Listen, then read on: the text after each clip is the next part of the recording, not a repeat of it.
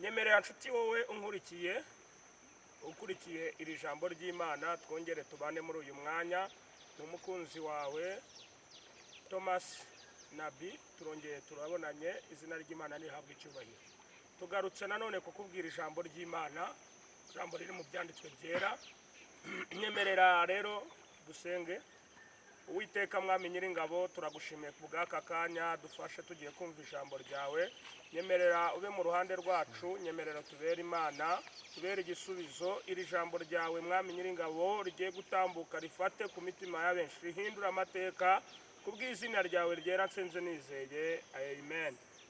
Nshuti mukunzi tubanye muri iri jambo ry'Imana ndakwifuriza kugubwa neza kwifuriza kugubwa neza ongera ufate Bibiliya yawe twongere tubane kubw'ijambo ry'Imana tugiye gusoma ijambo ry'Imana riboneka mu gitabo cyo kuva ibice 2 turamanuka tugere ku murongo wa 10 ari ijambo ryiza cyane ndashaka kugira ngo twongere twibuke amateka yaranze umugaragu w'Imana bita Mose tumuzi nk'umugabo wakoze iby'ubutwari tuzi nk'umugabo wayoboye ubwoko bwa Isiraheli akabwambutsa inyanja itukura ariko ndashaka kugira ngo twongere dutinde ku ivuko rya Mose ni muntu ki avuka ijambo ry'Imana riratubwira ngo Mose yari umwana wavutse ku mugore uyu mugore amuhisha amezi 3 mu nda ye kubera itegeko ryaturukaga ibwami kwa Faraho yavugaga ngo ntihagire umwana w'umuhungu wongera kuvuka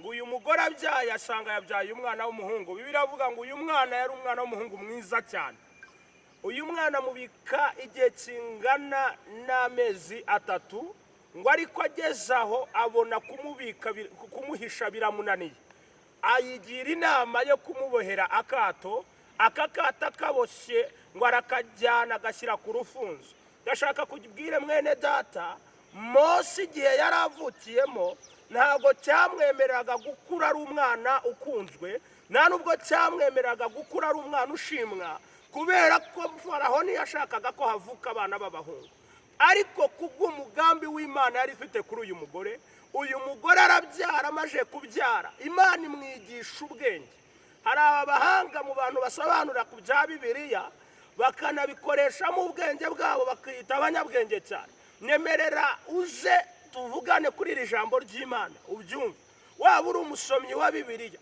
waba hari ahantu wasomye ndashaka kugira ngo usobanure mama wa Mose yaba yarize amashuri angahe amashuri mama wa Mose yari afite yamwemereraga guhisha umwana mu gihe gikomeye ayo ndayazi yari yayize kuko ayo mashuri twese tuyigishwa n'umwuka ntituyigishwa n'imbaraga z'amategeko zaje ndagira ngo nkubwire ni ijambo risobanurwa mu buryo bw'umwuka wera si ijambo risobanurwa n'imbaraga z'umubiri iby'umwuka tubisobanuza umwuka iby'umubiri tubisobanuza umubiri uyu mugore yigira inama aravuga ngo nta kundi nabigenza afata umwana we Mose arangije amushyira mu mugongo aramumanukana mugeza ku rufunzo amugejeje ku rufunzo Bibiliya irambwira ngo nuko aboha akato akakata amaje kukaboha ngo arangije akatsikaho inshishi agahomeshaho ubushishi ngo agashyira ahantu ku mazi nyemerera unkurikirane cyane ngo arangije agashyira ku mazi aya mazi ndagira ngo nkubwire ngo yari amazi atemba nk'aya ngaya ukurikiye yari amazi nk'aya aya mazi atemba nta bantu bari bahatuye aya mazi hari nta kintu na kimwe cyahavugirwaga agenda yihisha abantu agera ku mazi nk'aya arangije umwana aramufata amushyira mu rufunzo nk'uru nguru uri kureba Imana yo kabyara imurindira aho hantu hari ahantu Imana ikurindiye hatandukanye n'ahantu wanyuze hari ahantu Imana ikurindiye hatandukanye n'umugambi w'abantu bavuga hari ahantu Imana ikurindiye hatandukanye n'amajwi muri iyi minsi uri kumva Imana irahamurindira yarindiye Mose ku rufunzo niyo nje kukubwira ngo nawe igiye kukurinda muri ibi bihe bitoroshye Imana igiye kukurindira mu kigeragezo urimo Imana igiye kukurindira mu kibazo urimo Imana igiye kukurindira mu gahinda urimo Imana igiye kukurindira mu kaga urimo, Imana yo kabyara igiye igufiteho umugambi, igufiteho ububasha, igufiteho ubudahangarwa. Imana wiringiye igiye kukurinda. Yarinze Mose ari ku rufunzo, ni Imana igiye kukurinda. Nyemerera wowe nkurikiye uvuge ngo amen. Imana irangije imurindira kuri urwo rufunzo. Bibiliya icyo gice iravuga iki? Ngo nuko umukobwa wa Faraho ngo afatwa aho n'icyokere, ngo amaze gufatwa n'icyokere ngo amanuka ku mazi agiye kwiyuhagira. Ndagira ngo nkubwire mwene data, igihe cyabaye kibi hari abo Imana ibuza amahoro. Imana iteze kwa Faraho icyokere, haveyo uwaza kukureba. Imana yo kabyara itegura umukobwa wa Faraho, aza ku mazi. Ageze ku mazi ngaroga, abagaragu ba kwa Faraho ngo bari baraho bakikije ayo mazi, bahakoreye uburinzi. Ndashima Imana, Imana yeri kugenderere, Imana nyiribihi kugarukeho, Imana yeri gutayayire, Imana yeri kugenderere. Aya masaha mvugana nawe, Imana ya Isiraheli gusure. Iyasuye Mose ari mu rufunzo, nawe Imana igusure. Vugira ngo amena nimba unyumva.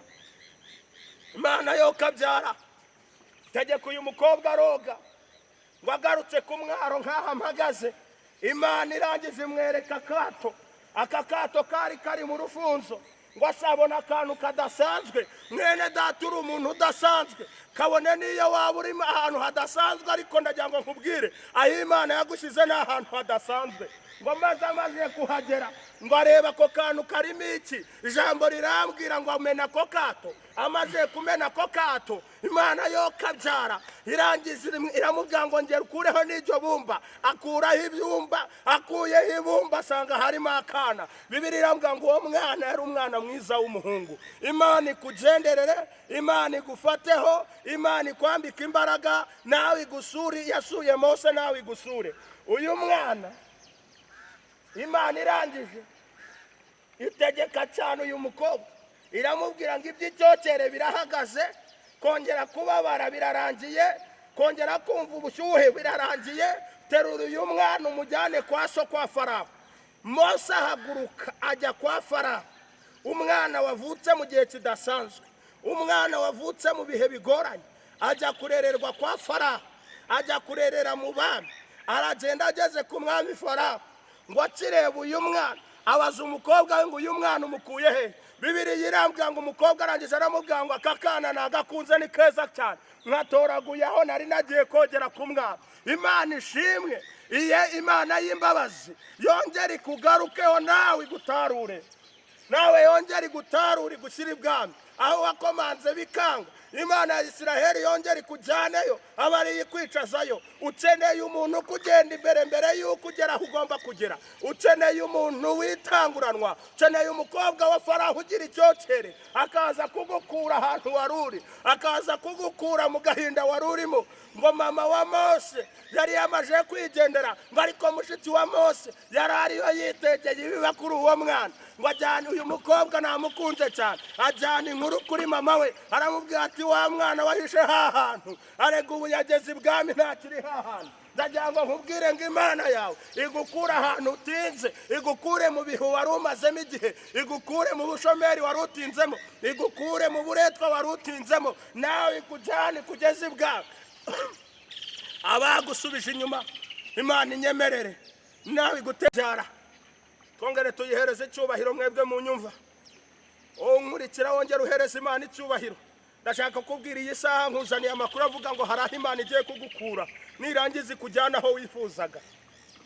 Bamwe mu banyabwenge igihe cyawe iyo cyageze gusa, Imana ikareba igihe cyawe ko kigeze, Imana ikareba igihe waririragamo, Imana ikareba igihe wababariragamo, yarangiza ikavuga ngo igihe cyawe kirageze, nawe haguruka ujye hahandi wari ukenewe. Igihe cya Mose cyari cyageze, nawe igihe cyawe kigere mu izina rya Yesu. Nsengeye ubuzima bwawe, igihe cyawe nikigere mu izina rya Yesu. Ntihagire ugihagarika, ntihagire ukwitangira. Igihe cyawe nigisohore. Ndasenze ngo ahantu hose washakiraga imibereho, ahantu wakoreraga bikaba bitagenda, ahantu wasabye akazi ukabona ntibiri gukunda, ahantu wagiye gushakira ubuzima bakagusubiza inyuma kubera amashuri, ndagira ngo nkubwire ngo igihe cy'Imana iyo cyageze ntago gisaba amashuri. Uyu Mose ageze kwa Faraho nta shuri tubonye yize, ageze kwa Faraho arerwa neza.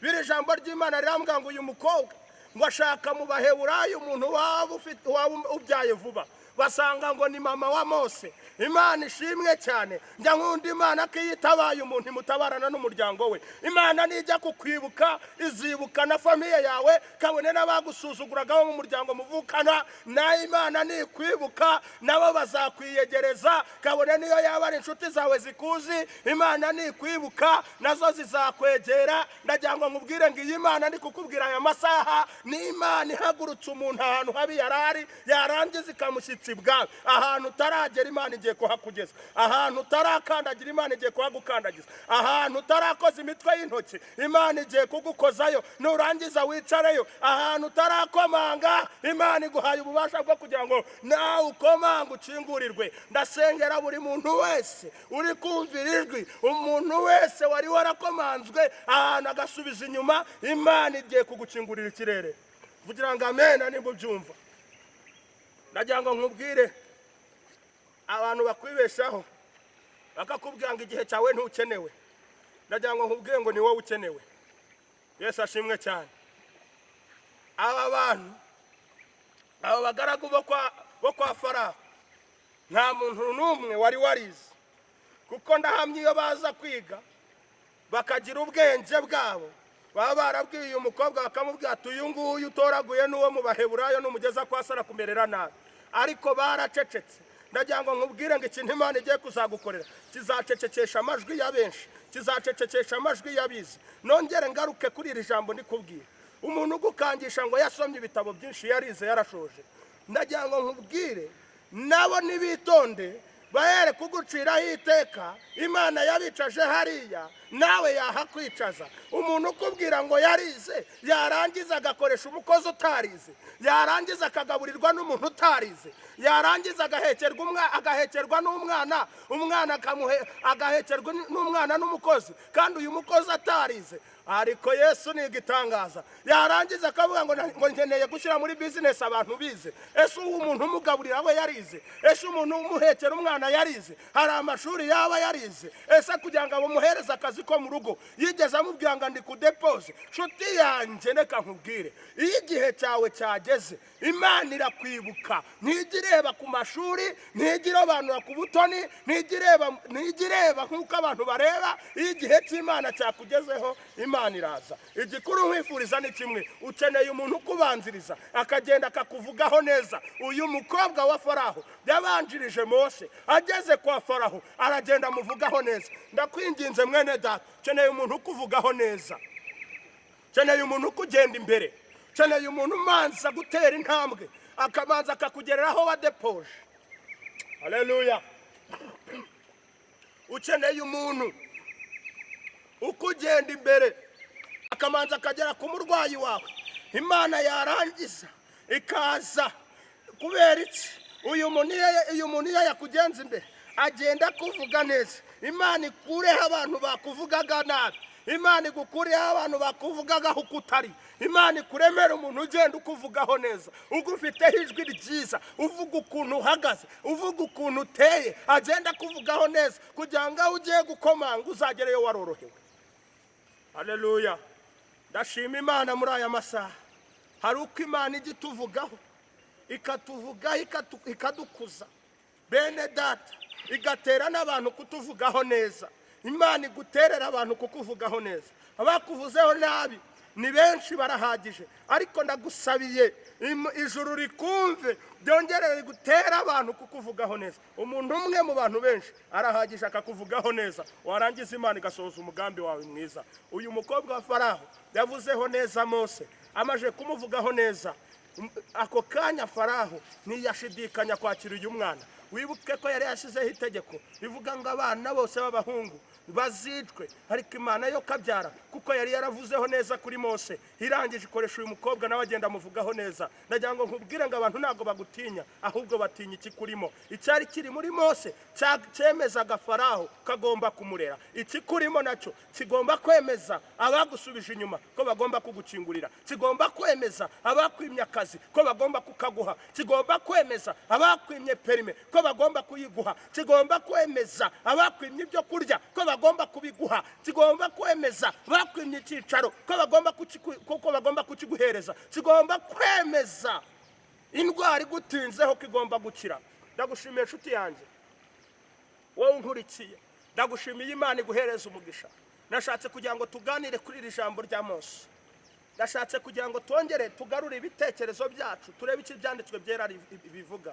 Rero ndagushimiye inshuti yanjye, ndashaka kukubwira ngo hari abantu bagiye kurindira, bajya kurindirira umwami mu murwa, baragenda bararindirira i Kigali, abandi barindira mu midugudu ikomeye, abandi bajya kurindirira muri za kapitali ziremereye cyane, abandi bajya kurindirira mu birwa bya kure. Ariko ndagira ngo nkubwire ngo nawe ahantu uri harindirire Yesu. Yesu yaje ntago ajya arobanura. Ndashaka kugira ngo nkubwire ngo nawe rindira Yesu, aho uhagaze urindire Yesu. Ariko abantu bajya banyobera, abantu bafata iby'umwuka bakabisobanuza umubiri. Murumva Yesu wavukiye Betelehemu, akavukira mu cyaro kibi cyane, utekereza ngo azamanza kujya kureba mu mujyi, mu cyaro yahibagiwe. Yesu wawe nawe azaza gusanga ahantu uri inshuti yanjye. Bigukura umutima ngo bamurindiriye mu murwa.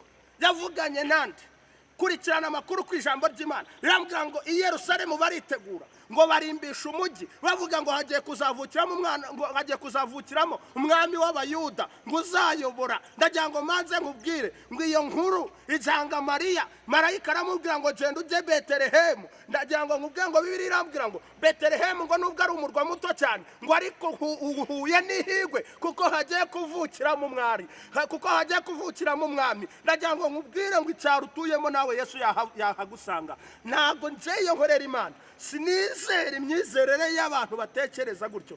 Kwizera kwanjye kunyemeza neza yuko Yesu hose azahanyura. Aba yibwira ngo bari mu mujyi bakikorera ibyo bishakiye, bagasambanira mu mujyi, bakibira mu mujyi, bagahohotera abantu, bakambura abantu, bitwaje ngo barindire Yesu mu mujyi. Nawe rindira ahantu Yesu ari, Yesu azahagusanga, Yesu azagusangayo. Umwami wacu ntarobanura. Ijambo ry'Imana rirambwira ngo mu mahanga yose umwemera agakora ibyo gukiranuka, nguwo wenyine nawe aramwemera.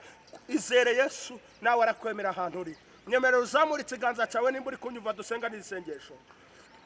Mwami Yesu igitare cy'amahanga, ndagushimiye kubw'ijambo ryawe ritambutse, ndagushimiye ko ari wowe udatererana abantu, ndagushimiye kubw'inzira y'umusaraba, ndagushimiye kubwo urukundo rwawe udukunda. Ndasengera buri muntu wese aya masaha, nemerera umucengurira ikirere mwami, nyemerera mwami nyiringabo umumanurira umuvugizi, yongera muvugeho neza. Jambo ryawe ryatuvuzeho neza, riratubwira ngo turi ubwoko butura ukwabwo. Nyemerera rero buri muntu wese abo ubwoko butura ukwabwo, waba ubwoko bukomeye, abisanga riremereye. Nyemerera buri muntu wese agabana umugisha n'ibyishimo ku bw'aya masaha. Nyemerera buri muntu wese agabana ibyiza, agabana umugabane w'ibyishimo. Sabiye abarwayi wakize, sabiye abashonje bahaze, sabiye ababuze akazi ukabahe, kubw'izina ryawe gera. Urakoze Kristo, urakoze mwami w'abami, urakoze kuri Imana y'urukundo, urakoze kuri Imana igira neza. Mu izina ryawe Yesu, amen, amen. Nshuti ndabashimiye, Imana yo mu ijuru bahereza umugisha. Ushaka kugira ngo dusangire ijambo ry'Imana, ugende uje kuri Thomas Nyabi TV, turangiza tuganire ku ijambo ry'Imana. Nawe ufite igitekerezo cyangwa se icyifuzo, wampamagara no kuri telefoni, nabwo tugasenga n'Imana. Yesu akugirire neza. Shalom, shalom.